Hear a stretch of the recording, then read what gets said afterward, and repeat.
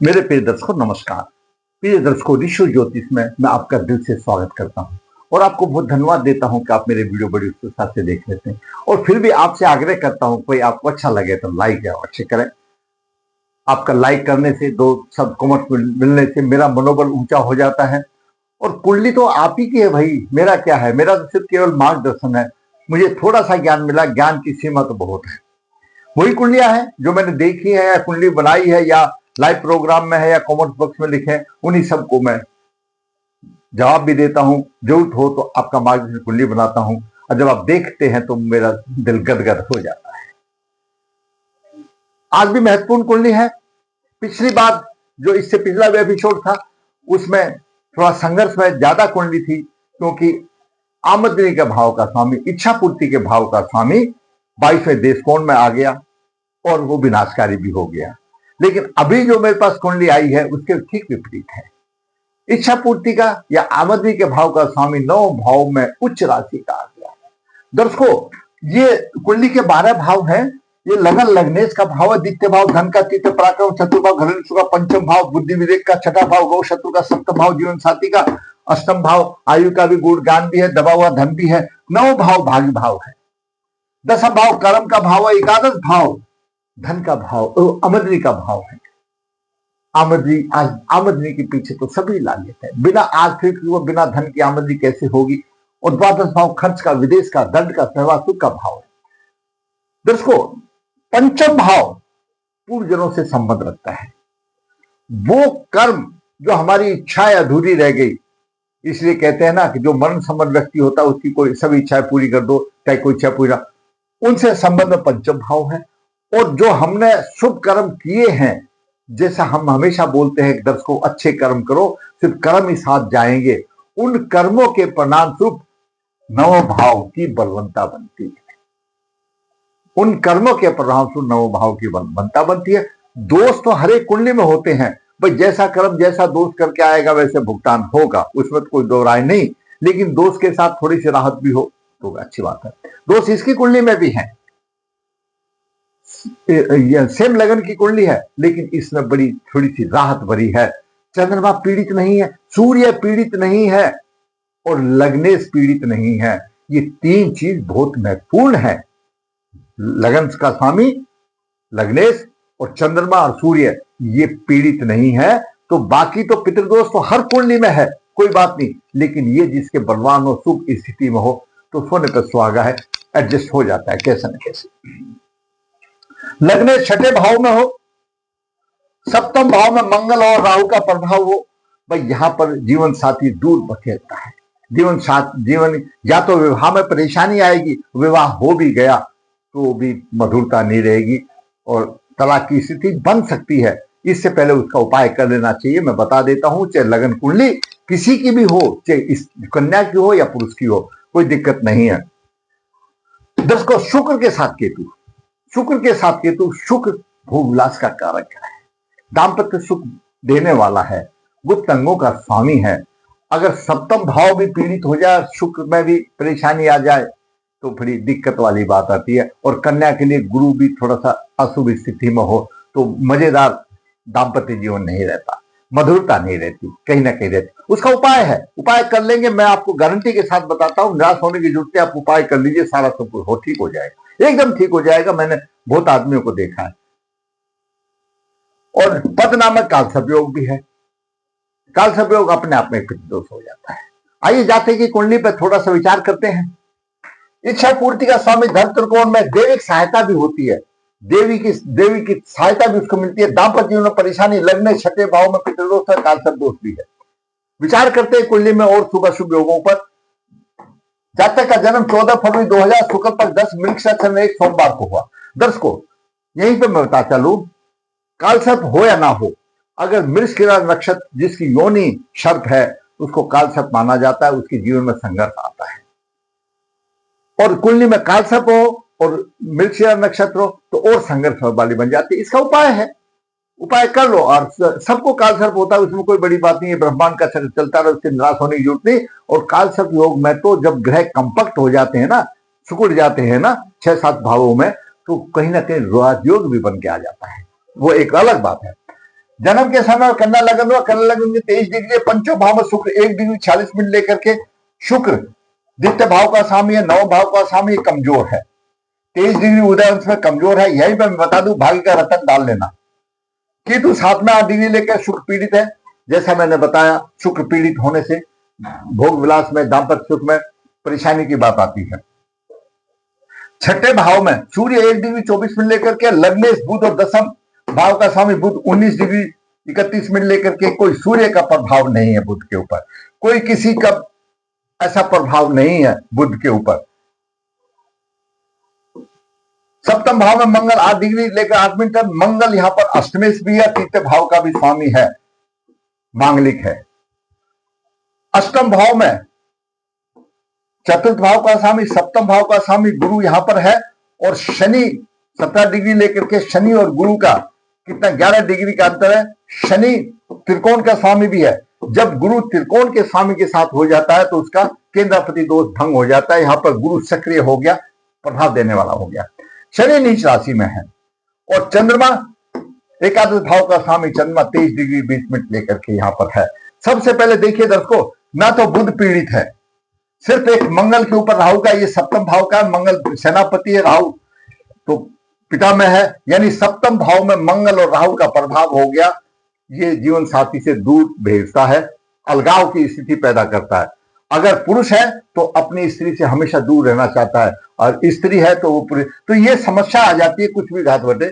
अगर शादी हो गई है तो भी उपाय बताऊंगा, नहीं हुई है तो भी उपाय बताऊंगा, और हो गई है तो तलाक की स्थिति आ सकती है। क्यों? राहु की नवम दृष्टि है। गुरु 6 डिग्री लेकर के है, शनि नीच राशि में। दर्शकों मैंने कल भी बताया था, पहले ही बताता रहता हूं, गुरु चाहे नवास कुंडली में हो या लगन की कुंडली में, जब नीच राशि में होता है तो समझो कि आपको संघर्ष में कुंडली बन जाती है, बहुत संघर्ष में कुंडली बन जाती है। आपके शनि के उपाय हमेशा कर लेने चाहिए। जैसे मैंने बताया था, लग्नेश छठे आठवें में हो या दसम भाव का स्वामी छठे आठवें में हो, या छठे आठवें भाव का स्वामी दसम या लगन में हो, संघर्ष में कुंडली बन जाती है। संघर्ष तो फिर भी जातक दिख लेगा, लेकिन ऊपर से लठ की मार मतलब पीड़ित नहीं होना चाहिए, तो ही फिर हौसला रहता है। यही है, शुक्र आ गया छठे भाव में, पीड़ित तो है, मतलब दोस्त है, लेकिन पीड़ित नहीं है। ये चंद्रमा है, राहु हो गया। अब बात करें नवास की, तो विश्व नवास में कोई ग्रह नहीं है। पुष्कर नवास में मंगल, राहु, बुध, केतु है। अब बुध पुष्कर नवास में आ गया तो लगन को भी ऊंचा उठाएगा, दसम भाव को ऊंचा उठाएगा।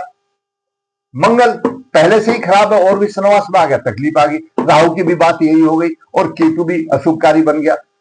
जन्म नक्षत्र मृगशिरा 22वां नक्षत्र उत्पाद शनि विनाशकारी बन गया। लेकिन शास्त्र में यह भी कहा गया है, अगर जो विनाशकारी ग्रह बनता है, अगर वो कारक ग्रह है, वो कहीं ना कहीं पंचमेश भी तो है शनि, तो हानि कम करेगा, 2-4% हानि करेगा, या तो ये समझो हानि नहीं करेगा। लग्नेश का नवापति गुरु लग्नेश नवास में मीन राशि में है, और मीन राशि का स्वामी गुरु शनि के साथ में है। मैंने पहले ही बताया, उसको एनर्जी वहां से मिलेगी। और शनि नीच राशि में है, और शनि वैराग्य का कारक है, तृष्णा कारक है। यहां पर ये थोड़ी सी लग्नेश के संबंधित में परेशानी आ गई, तो उसको पूरे सुख नहीं मिलेंगे, जीवन के पूरे सुख नहीं मिलेंगे। आप ऐसा सोचो, इच्छा पूर्ति अवश्य पूर्ण होगी, जो नवम भाव में उच्च राशि में है। दाम्पत्य जीवन में परेशानी आएगी। दर्शकों, बुध यहां पर, बुध वाणी का कारक है, छठे भाव में शत्रुओं पर अपनी वाणी से, बोलचाल की भाषा में मतलब प्रभाव प्रस्थापित करेगा। ननिहाल पक्ष का भी है, ननिहाल पक्ष से उसको अच्छी होगी कि मित्र राशि में सम्मान रोषा, पिता के सुख में थोड़ी सी परेशानी के बाद होगी, और उसका नवास में आ गया तो अवश्य होगी, उसमें कोई भी रहे। अच्छी बात यह ध्यान देने वाली बात है, बुध कोई पीड़ित नहीं है किसी से। लगन पर मतलब लग्नेश पर कोई प्रभाव नहीं है, पीड़ित नहीं है। केतु का यहां प्रभाव है, मंगल का प्रभाव है, तो उदय अंश ज्यादा है, केतु के कम है, तो यहां पर भी केतु भी प्रभाव कम हो जाता है। मंगल का भी थोड़ा सा प्रभाव कम आता है, कि उदय अंश 23 है, मंगल के 8 डिग्री रह जाते हैं। राहु और मंगल बराबर डिग्री में, यहां पर हानि वाली बात आ जाती है। बात करें सूर्य की, सूर्य थोड़ी सी परेशानी, खर्चा अधिक, तो द्वादश भाव का सामने देख रहा है, खर्चा तो अधिक करेगा, लेकिन अपना प्रभाव स्थापित करेगा, क्योंकि छठे भाव में क्रूर ग्रह की राशि में क्रूर ग्रह हो जाता है, विशेष प्रभावित होता है। अब इसमें सब दसम भाव का 12वें भाव का स्वामी यहां पर आता है, लेकिन इसमें दो राय है विपरीत राजयोग के। मैं भी उसी पक्ष में हूं कि अगर विपरीत राजयोग बन रहा है तो पाप ग्रह से पीड़ित होना तभी फल फूल होता है, तो नहीं होता। अगर जो मानता है तो मान लो, कोई बात नहीं। इस तरह से फिर तो हम शनि को भी देखेंगे, तो शनि तो गुरु के प्रभाव में शनि राजयोग नहीं बनाता। वो अपने अपनी समझने की बात है, क्योंकि कई शास्त्र, कोई विद्वान मानता है, कोई नहीं मानता। लेकिन हमने अंदाजा ये लगाया, जितने भी ज्यादातर जो हमारे जो ऋषि मुनि 18 पुराण हुए हैं, उनमें अधिकतर का ये वक्तव्य मिलता है कि जो विपरीत राजयोग बनता है वो उसमें पाप प्रभाव होना आवश्यक है। तो ये स्थिति रही सूर्य की, विशेष प्रभावी साबित होगा। और सूर्य भी पीड़ित नहीं है, लग्नेश भी पीड़ित नहीं है, 18 डिग्री दूर है, और सूर्य भी पीड़ित नहीं है। बात करें चंद्रमा की, चंद्रमा उच्च राशि में, धन का विशेष लाभ होगा, धर्म का पालन करने वाला होगा, नीतिवान होगा, और आकस्मिक धन भी मिलता रहेगा। पराक्रम, भाई बहन में थोड़ी सी परेशानी होगी, लेकिन उसको दैविक सहायता भी मिलती रहेगी। अच्छा आ गया चंद्रमा, चंद्रमा भी पीड़ित नहीं है, त्रिकोण में आ गया। मंगल की बात करें तो भाई बहन और पराक्रम में कोई कमी नहीं, उतार चढ़ाव तो रहेगा, पराक्रम वृद्धि होगी। चतुर्दृष्टि से यहां पर दसम भाव को देख रहा है, कितनी भी परेशानी तो होगी, दिक्कत तो आएगी व्यवसाय में और पिता के, लेकिन क्योंकि अष्टमेश भी है, लेकिन अपने पराक्रम से, बाहुबल से, कैसे ना कैसे हिम्मत से करके अपने व्यवसाय को स्थापित करने में थोड़ा बहुत कामयाब अवश्य होगा। शरीर में परेशानी होगी, क्यों मंगल अष्टम भाव का स्वामी है, रोग हो सकते हैं। दाम्पत्य सुख में मधुरता की कमी नहीं रहेगी, विवाह संबंधित में परेशानी आ सकती है, क्यों मांगलिक हो गया, अष्टम भाव का स्वामी हो गया, परेशानी आएगी विवाह के संबंध। बात करें गुरु की, गुरु 2 केंद्रों का स्वामी है, शनि के साथ मिलकर केंद्रापति दोषी खत्म हो गया, लेकिन अष्टम भाव में आ गया।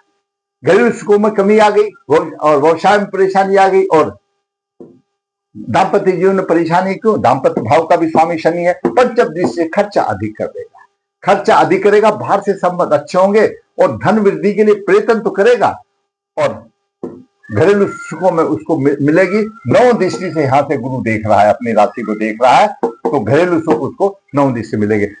शुक्र की बात करें तो शुक्र भाग्य का स्वामी है, धन भाव का स्वामी है, और कमजोर है, केतु से पीड़ित भी होगा। शिक्षा संतान में थोड़ा सा परेशानी आएगी, केतु से पीड़ित, और दाम्पत्य सुख की हानि होगी, जैसे मैंने पहले बता दिया।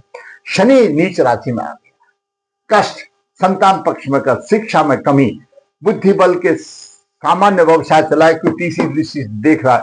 जहां भी शनि देखेगा बिना परिश्रम के नहीं देगा, अथक परिश्रम करा के देगा। धन के लिए कठिन परिश्रम करेगा, उस दृष्टि से देख रहा है, कठिन परिश्रम करेगा, और अशांत भरा जीवन होगा। मुकदमेबाजी में, कोर्ट कचहरी में उसका ज्यादा धन खर्च हो जाएगा। राहु एकादश भाव में है, आमदनी में वृद्धि तो करेगा, परंतु कभी अप एंड जाना, मतलब अस्थिर रहेगी, उतार चढ़ाव रहेगा। ध्यान रखना चाहिए, राहु धोखा भी दिला देता है, धोखा भी दिला देता है। शिक्षा संतान में परेशानी, पराक्रमी तो होगा, कोई बात नहीं, शिक्षा संतान में परेशानी, लेकिन यहां पर आ गया तो सप्तम भाव में परेशानी, दाम्पत्य सुख में परेशानी की बात आ गई, यहां पर आ गई। केतु पंचम भाव में 9 दृष्टि से हाथ देखा, चंद्रमा को पीड़ित नहीं कर रहा, 8 डिग्री 23 डिग्री है, चंद्रमा यहां बैठा हुआ तो भाग्य कुछ नहीं करेगा। लगन पर प्रभाव है, मंगल भी देख रहा है, कोई किसी प्रकार की चोट वगैरह हो सकती है। अब दर्शकों, केतु यहां पर है पंचम भाव में, राहु एकादश भाव में, शुक्र तो 1 से लेकर के है, शुक्र तो पीड़ित ही है, तो समस्त ग्रह ये इसकी परिधि में आ गए। पद नामक कालसर्प योग बनता है। इस कालसर्प के प्रभाव से शिक्षा संतान में परेशानी, गुप्त शत्रु की चिंता, जीवन साथी विश्वास पात्र नहीं मिलता, लाभ में रुकावट आती है, मन में चिंता, भय, संघर्ष और असफलता पीछा नहीं छोड़ती, हमेशा असफलता पीछा लगी रही है। ये कुंडली का तकरीबन मैंने आज पूरा विश्लेषण कर दिया। दर्शकों, इसमें देखिए खास बात यह है, एक मतलब बोल्ड वाली साहस वाली बात यह है कि चंद्रमा अपने आप में बलवान है, चंद्रमा भी लगन है, शुक्ल पक्ष का 10 है, बलवान है चंद्रमा। सूर्य लगन भी बलवान है, कोई पाप ग्रह नहीं है, और चंद्रमा लगन पर मंगल अष्टमेश है, तो उसका इतना कोई परवाह नहीं, वो देगा, साहस तो देगा, थोड़ा कठिन देगा। लेकिन सबसे बड़ी बात है, सूर्य बलवान है, चंद्रमा भी पीड़ित नहीं है, और गुरु भी किसी राहु आदि केतु से कोई पीड़ित नहीं है, अच्छी कुंडली है। सिर्फ दिक्कत है तो जीवन साथी के संबंध में दिक्कत है। पितृदोष निवारण करें, बुध का और शुक्र का रत्न गले में धारण कर लें, बुध या बुध का अवश्य धारण कर ले और शुक्र और केतु की युति करे, अच्छा लाभ होगा। पितृ दोष निवारण करें, काल सर्प दोष निवारण करें। कोई ग्रह पीड़ित नहीं है ऐसा मानकर सोचो, शुक्र की एक पीड़ित है, उसकी शांति करा दें। काल सर्प दोष निवारण करें, पितृदोष निवारण करें, सूर्य को बलवान रखें, अर्घ दें। और अगर जातक का विवाह हो गया है तो संबंध बनाने की कोशिश करें। यहां पर संबंध बनने की कोशिश आ रही है तो ये भाव, इस भाव का स्वामी यहां चंद्रमा यहां पर आ गया, लेकिन चतुर्थ भाव में सूर्य नीच राशि का हो गया। अगर सुख देखना है तो बाकी कुछ देखो या मत देखो, किसी भी कुंडली में चतुर्थ भाव को देख लो। चतुर्थ भाव में यहां पर सुख नहीं आ रहा है, दिक्कत आ रही है, दाम्पत्य सुख दिक्कत आ रही है। तो अब इसमें अगर जिसकी शादी नहीं हुई है, पितृ दोष निवारण कीजिए। लड़का है तो अर्क विवाह कर लो, और लड़की है तो कुंभ विवाह करो और फूल जाओ। बहुत अच्छा फसला जीवन जाएगा, बहुत अच्छा भाग्य आपका साथ दे रहा है। सिर्फ एक ही तो निवारण करना है, क्योंकि चंद्रमा बलवान है, सूर्य बलवान है। सबसे बड़ी बात यह, लगने छठे भाव में हो तो क्या गया, संघर्ष ही तो करेगा, पीड़ित तो नहीं है। जैसे मैंने पिछले एपिसोड में बताया था, अकुन का बुध मंगल से पीड़ित है, राहु से पीड़ित है, क्या करेगा बेचारा। यहां पर तो कुछ नहीं, बलवान स्थिति में मित्र की राशि में संघर्ष करेगा, संघर्ष करके परिश्रम करके अपना करेगा, लेकिन दाम्पत्य सुख में परेशानी है। अगर शादी हो गई है तो दर्शकों उपाय कीजिए, नहीं तो शास्त्रवत है अपने जीवन साथी के साथ दोबारा विवाह की रस्म अदा कीजिए। मैंने 2-3 को देखा, उनका जीवन सफल हो जाता है, उसमें कोई दो राय नहीं है। मंदिर में जाके शादी, पुनः उसी से अपने जीवन साथी से शादी कर लीजिए। आजकल रिश्ते बलते मुश्किल से तोड़ने की आवश्यकता नहीं है, उपाय है वो, और हो जाएगा। शास्त्रों के हिसाब से धर्मगुरु लेकर के मंदिर में शादी कीजिए, ठीक है ना, दोबारा अपने विदाई लीजिए, हो जाता है। अपने परिवार को समझाइए, ये शास्त्रों का उपाय है, मेरा उपाय नहीं है। और जिसकी शादी नहीं हुई है तो दोष निवारण करके और आप कुंभ विवाह करें, लड़की है तो, और लड़का है तो अर्क विवाह करें। आपका जीवन अवश्य सफल होगा और आपको कोई दिक्कत नहीं आएगी। तो कुंडली में शुभ अशुभ योग तो होते ही हैं, उनको संवारा जा सकता है। जब सूर्य चंद्रमा बलवान है, लग्नेश बलवान है, तो कोई बात नहीं है, संघर्ष तो खत्म नहीं होगा, संघर्ष तो रहेगा, लेकिन संघर्ष ही रह जाए तो परेशानी ना हो, संघर्ष में बात बन जाएगी। अगर आपको मेरा वीडियो अच्छा लगा तो लाइक करें, शेयर करें, जिसने चैनल सब्सक्राइब करें, ताकि आने वाले भी अपडेट आपको मिलते रहे। धन्यवाद।